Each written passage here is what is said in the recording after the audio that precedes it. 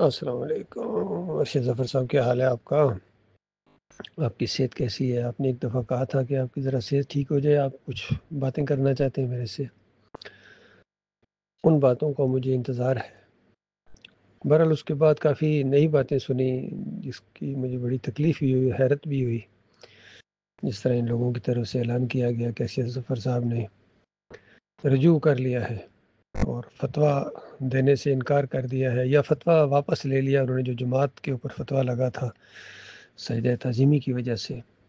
تو اب تو وہ خوش ہو گئے، لیکن مالک کو ناراض کر بیٹھے، آپ اپنے مالک اور خالق کو ناراض کر بیٹھے ہیں، کیونکہ یہ دعوت کی بنیاد ہی یہی تھی کہ دیکھو شرک نہیں کرنا ہے اور شرک کرنے والوں سے بیزاری کا اعلان کرنا ہے۔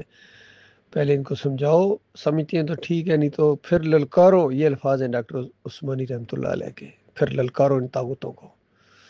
اور اگر طاغوت کو للکارنے کی ہمت نہیں ہے تو یہ بھی الفاظ ہیں ڈاکٹر مسعود الدین عثمانی رحمۃ اللہ علیہ کہ پھر اللہ کی نگاہ میں مرتد ہو۔ یہ یعنی میں ڈاکٹر صاحب کی باتیں آپ کو یاد دلا رہا ہوں، آپ کو تو میرے سے زیادہ یہ معلوم ہونی چاہیے، تو آپ کو ہمت نہیں ہارنی چاہیے تھی، آپ کو سٹینڈ کرنا چاہیے تھا اس موقف کے اوپر۔ اور کس قدر آپ خوش ہوا کرتے تھے جب میں آپ کو بتاتا تھا، ہماری گفتگو ہوتی تھی ہر روز تقریباً، ہماری گفتگو ہوتی تھی، اور کس جوش و خروش کے ساتھ کہا کرتے تھے کہ ارشد بھائی میں تو یہ چاہتا ہوں کہ وہ جو ڈاکٹر صاحب والا موقف ہے وہ جو ہے نا بس اس کو بس اسی کے اوپر تو میں کھڑا ہوں، اسی کے لیے تو میں نے سر دھڑ کی بازی لگائی ہوئی ہے، اور میں نے بالکل کسی چیز کی پرواہ نہیں کی ہے، کیونکہ یہ دنیا عارضی ہے۔ اپنے مالک اور خالق کی وجہ سے ہم ان کو ناراض کر دیں یا ان کو ہم یعنی للکاریں تو ہمارا مالک خوش ہوگا۔ بس یہ دنیا کا ایک راز ہے، سمجھو کہ کون اپنے مالک کے ساتھ چمٹ گیا ہے کون اپنے مالک کی رضا چاہتا ہے، کسی اور کی نہیں۔ یہ وہ ذہن تھا جو ابو بکر صدیق کا تھا، عمر بن خطاب کا تھا، سارے صحابہ کے اندر یہی چیز نظر آتی ہے، تمام انبیاء کی یہی دعوت ہے۔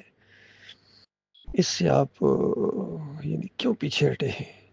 اس میں کیوں نرمی کی ہے؟ کیوں کمپرومائز کیا ہے؟ اور بہرحال ابھی بھی آپ کے وقت ہے، اگر یہ میری بات آپ کے دل میں اتر جائے تو ابھی بھی کھل کے اعلان کر دیں کہ میرا ان شرک کرنے والوں سے کوئی تعلق نہیں ہے۔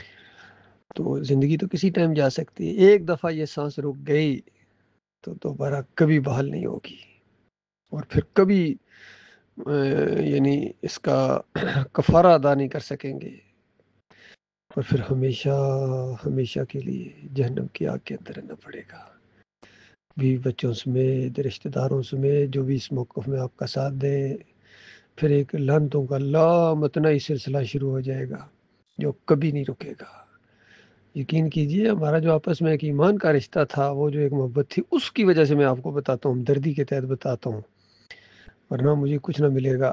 جہاں لاکھوں کروڑوں خربوں جہنم کی آگ کا ایندھن بن چکے ہیں، اگر اور کچھ چند اور لوگ بیچ میں چلے جائیں گے تو جہنم کو کیا فرق پڑے گا؟ وہ کہے گی حل من مزید، حل من مزید۔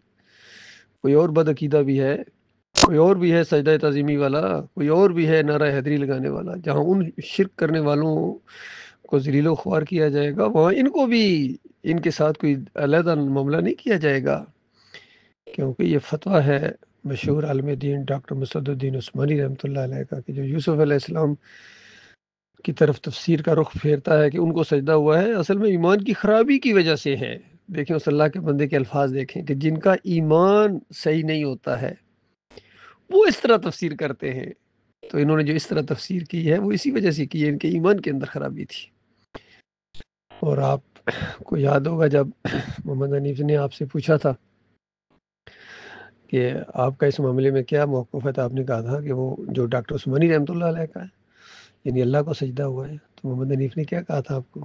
یہ تو شخصیت پرستی ہوئی، کتنا وہ شاطر آدمی تھا۔ یعنی ڈاکٹر مسعود الدین عثمانی رحمۃ اللہ علیہ کی صحیح بات کو، قرآن و حدیث کے مطابق بات کو، مومنانہ بات کو مان لیا جائے تو یہ شخصیت پرستی ہے، اور محمد حنیف کی مشرکانہ تفسیر کو، قرآن و حدیث کے خلاف جو تفسیر ہے اس کو مان لیا جائے تو یہ شخصیت پرستی نہیں ہے۔ آئے آئے، اور کتنی اس کی ٹیلی فون کالز اس طریقے سے سامنے آئی ہیں، اس نے کہا چھوڑو ڈاکٹر عثمانی کو، جو میں کہہ رہا ہوں، میں نے جو تفسیر میں لکھ دیا ہے وہ پڑھو۔ اور پھر اس نے کہا کہ جب میرے سے سوال کرتے ہو تو ڈاکٹر عثمانی کو بیچ میں کیوں لے کے آتے ہو؟ اس انداز سے وہ اتنا بغض رکھتا تھا اس طرح اس کی مت مری گئی تھی۔ اصل میں انا کا مسئلہ انہوں نے بنا لیا تھا، اور ایک ایسا ماحول بن گیا تھا، واقعی انسان پھنس جاتا ہے۔ عقل حیران ہوتی ہے کہ یہ انسان کو کیا ہو جاتا ہے، لیکن وہ ماحول ایسا ہوتا ہے، وہ ماحول اللہ بناتا ہے۔ جس طرح اللہ نے ابلیس کو پھنسا دیا تھا، کس طرح وہ اکڑ گیا، آگے سے ڈٹ گیا، کیونکہ اس کی توہین ہوتی تھی اگر وہ بات مان لیتا۔ تو یہاں بالکل محمد حنیف کی وہی کیفیت تھی کہ اگر یہ مان لیا جائے ڈاکٹر عثمانی رحمۃ اللہ علیہ کی بات کو، تو پھر حضرت جی کی، امیر حضرت کی توہین ہوتی تھی۔ یہ ہوا ہے، میں نے ان چیزوں کو بڑی قریب سے دیکھا ہے، آپ دور تھے، لیکن افسوس کہ آپ سٹینڈ نہ کر سکے۔